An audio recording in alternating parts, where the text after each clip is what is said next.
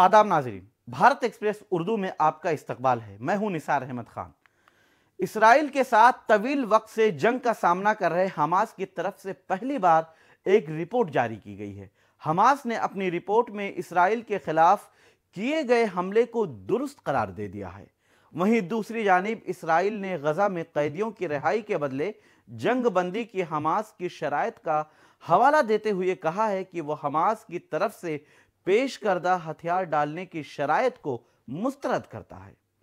दरअसल हमास ने इतवार के रोज पहली बार जंग से मुतालिक एक अवामी रिपोर्ट जारी की है।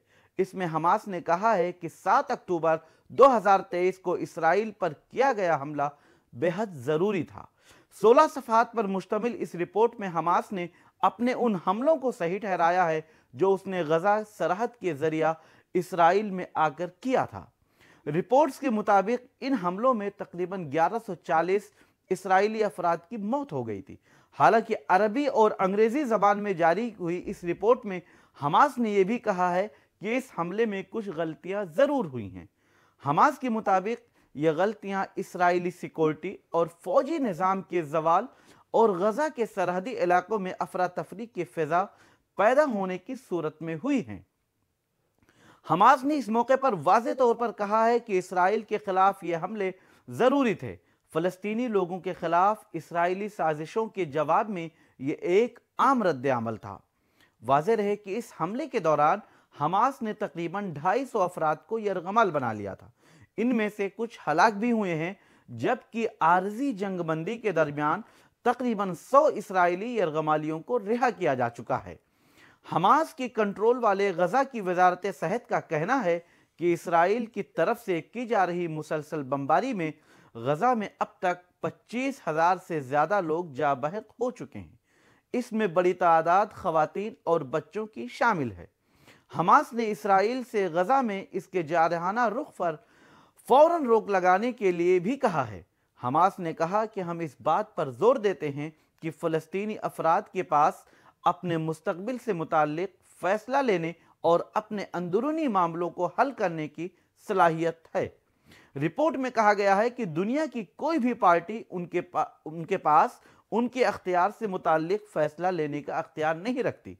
इसराइली वजीर आज़म बेंजामिन नेतन्याहू ने गजा में कैदियों की रिहाई के बदले जंगबंदी के हमास की शराइत का हवाला देते हुए कहा कि वो हमास की तरफ से पेश करदा हथियार डालने की शराइत को मुस्तरद करते हैं।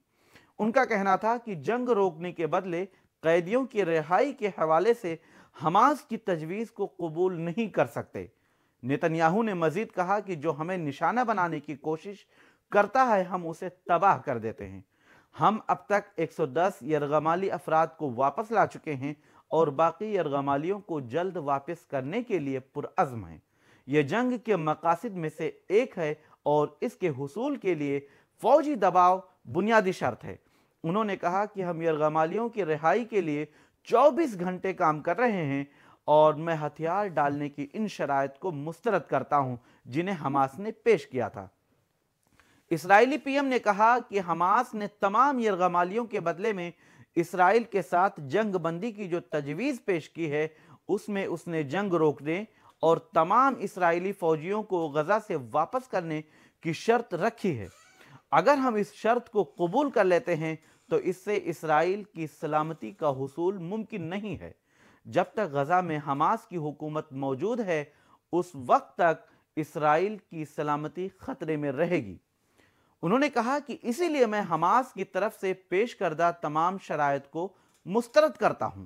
नेतन्याहू ने तमाम महाजों पर जंग जारी रखने के अज़्म का इजहार करते हुए कहा है कि वो किसी भी दहशत गर्द को रियायत नहीं देते, चाहे वो गजा, लेबनान, शाम या कहीं भी ना हो। बहरहाल आप देखते रहें भारत एक्सप्रेस और हमें दें इजाज़त। आप हमारे यूट्यूब चैनल को सब्सक्राइब कीजिए, फेसबुक पेज को फॉलो कीजिए ताकि आसानी से आप तक हमारी खबरें पहुंचती रहें। शुक्रिया।